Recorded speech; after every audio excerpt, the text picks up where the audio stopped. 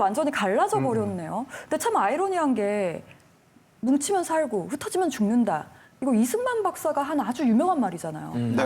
그거 개그 프로그램에서 성대모사로 해보세요.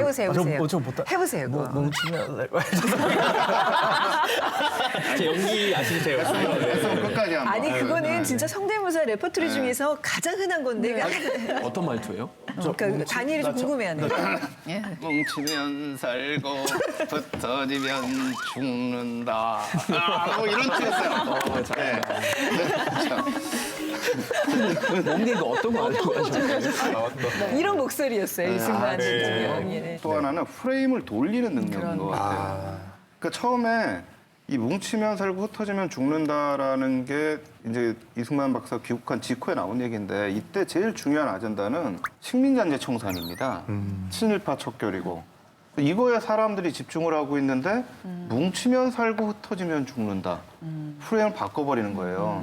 아까 저희가 정읍 발언 얘기할 때도 그런 거죠. 그 당시에는 많은 사람들이 야 누가 저기 미소공의에 참여를 해가지고 아 새로운 정부 생기는데 주역이 될까라는 생각을 하는데 갑자기 우리는 단독 정부를 세워야 된다. 분단 정부 세워야 된다. 그러니까 프레임을 바꾸면서 본인이 거기서 이렇게 뜨는 그런 재주가 굉장히 뛰어난데 저는 특히 이런 캐치프레이즈 뭉치면 살고 흩어지면 죽는다라는 거는 굉장히 뛰어난 것 같아요. 귀에 쏙쏙 박히고 기억하기도 쉽고. 네. 그게 이승만 박사가 사실은 미국에서 공부한 영향이 크다고 봐요. 그러니까 미국에서 공부를 하면서 이제 서구 민주주의가 어떻게 흘러나가는지를 보고 사실 민주주의에서 가장 중요한 거는 민중의 마음을 얻는 거거든요. 근데 그때 정치적인 수사가 얼마나 큰 역할을 하는지를 배운 거죠. 우리 고대 로마 정도, 공화 정도 있고, 뭐 그리스도 있고, 뭐 건너와서 영국, 미국 다 봤는데 뭐 기억나는 것도 많잖아요. 뭐 주사위는 던져졌다. 그렇죠. 뭐 국민을 위한, 국민에 의한 정부. 뭐 루즈벨트도 그런 말 했었어요. 우리가 두려워할 것은 두려움 그 자체뿐이다.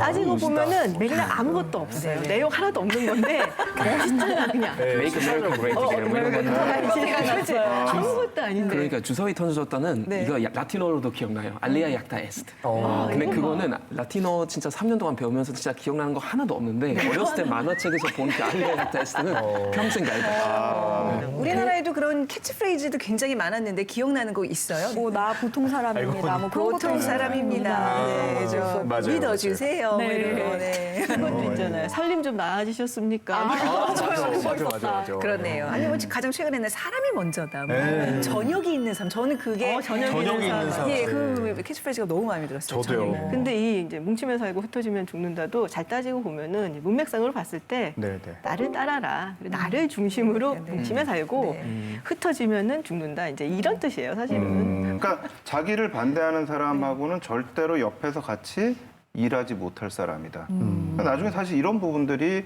미군정이 이승만하고 갈라지게 되는 중요한 요인이 되는 거죠. 이승만 박사가 항상 자기 중심적인 거는 늘 있기는 했어요. 상해 임시정부에서는 이승만 박사를 국무총리로 추대를 했었고 또 한성 임시정부라고 있었어요. 뭐 그거는 뭐 좀 이따 사라졌지만 그 한성 임시정부에서는 집정강 천재로 추대를 했었어요. 근데 외국에 공문 보내고 편지 보내고 막 이럴 때 자기를 항상 영어로 프레지던트라고 쓴 거예요. 자기가 대통령이라고. 본인이 전인데도 불구하고. 그러니까는 이제 임시정부 측에서 고쳐라. 왜 네가 대통령이냐. 그러니까요. 그리고 다시 고쳐라고 막 쓰라고 그랬는데 아니 지금 이미 보낸 걸 어떻게 고쳐? 막 이런 거 안 고쳐요. 그래서 나중에 이승만 박사가 한국으로 귀국을 할 때 도쿄에 들렸다가 한국으로 오거든요. 근데 도쿄에서 메가더 장군을 만나는데 거기서도 본인을 소개할 때 자기가 대통령이다라고 소개를 하죠. 안창호 선생이 화가 났어요. 네네. 안창호 선생이 편지를 보내요. 그 내용이 뭐냐면 임시정부에 대통령 직제가 없다. 근데 네가 대통령 꾸리고 다니니? 없는 자리를 만들고 가는 거네요. 근데 이승만이 보낸 게 집정관 총재 그러면 아무도 모른다는 거예요. 대통령 여기를 써야지 아는 거 아니냐.